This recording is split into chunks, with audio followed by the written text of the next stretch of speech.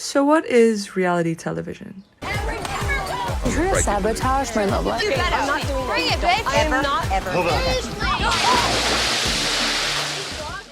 As described by the Cambridge Dictionary, reality television is a genre where the program follows ordinary people who are filmed in real situations. But what has been a lingering discussion amongst the genre is the notion of what defines ordinary and to what extent do these scenarios authentically reflect reality. What I would first like to suggest is to forget this notion of realness and to analyze what meaning can be inferred from these dramatized scenarios that are shown.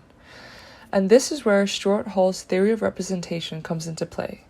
In Hall's theory, he emphasizes that there is no one true truth of an event which is then later represented, but that representation is constitutive of the event. Now, this is not to get stuck on whether the reality shows distort or reflect reality, but instead to focus on the way that meaning is somehow given through the things that are being depicted on the screen. If we focus on dating reality shows as a scope for this video, it is common practice that these shows collate a selected pool of women and men with the aim that, in a fabricated setting, the show will capture two people falling in love. Therefore, for today's video, the interpretive claim that will drive the analysis is: in the genre of reality TV, the combination of narration, cinematography, and mise-en-scène play upon cultural gender norms of both male and female counterparts, constructing idealistic representations of each gender by equating one's worth to their physical attributes and, most importantly, how well they conform to their behavioral expectations. Let's start off by analysing the television programme Love Island, and more specifically the UK edition's opening sequence from the most recent season of 2023. At the start of every season, Love Island introduces their islanders through a montage of theatrical skits, hinting at the contestants' previous occupations, but by adding sexual innuendos. If we take Amber Ferris's paper, The Content of Reality Dating Shows and Viewer Perceptions of Dating, and explore their hypothesis, the authors deciphered that there are three accepted ideologies from dating shows. A. Men are sex-driven. B. Dating is a game. And C. Women are sexual objects. If we look at the scene in the intro, the contestant Anna May is introduced through an over-the-shoulder angle, highlighting that whatever she is saying is being perceived by the male counterpart sat opposite her. And in turn, the audience is invited as well to judge her. This is followed by a quick close-up shot of her smiling, which, due to the audience being placed in closer proximity to her, could be seen as us becoming more infatuated with her. However, this is immediately disproven by a medium shot of her date falling asleep, mocking Anna May's personality and devaluing her as someone to be respected.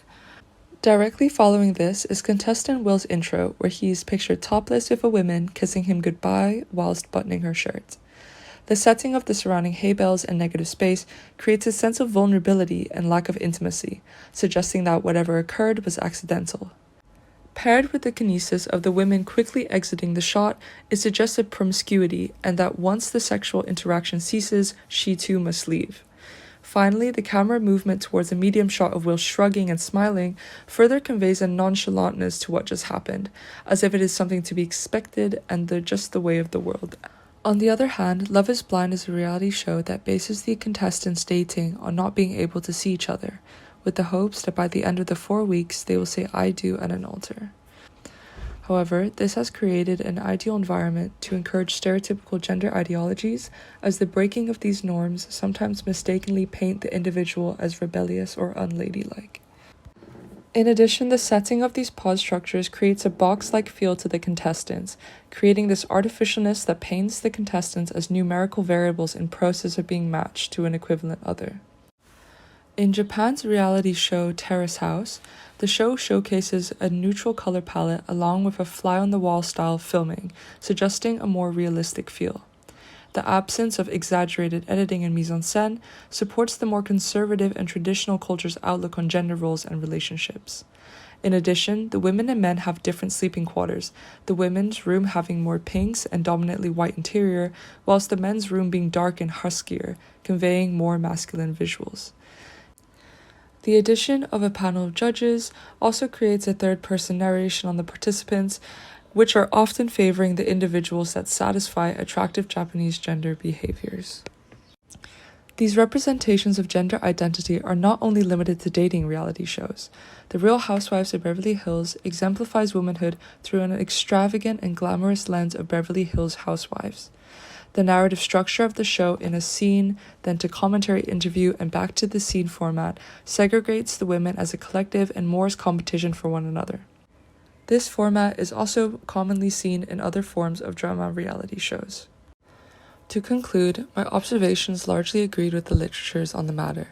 With Ferris's hypothesis, Kitty Nichols' paper on Love Island's portrayal of the boys will be boys image, and Katie Gilchrist's analysis of single women in media, many of these shows painted single women, especially older women, as somehow deviant, dysfunctional, and vulnerable. There was also an expectation of self-improvement and surveillance during singlehood. This was most highlighted in Love is Blind, the structure of the show painting it as individuals' last hope. In contrast, I do feel it attempted to deviate from the men are sex-driven motive, maybe as support of 2020's changing societal norms in comparison to Ferris's 2007 study.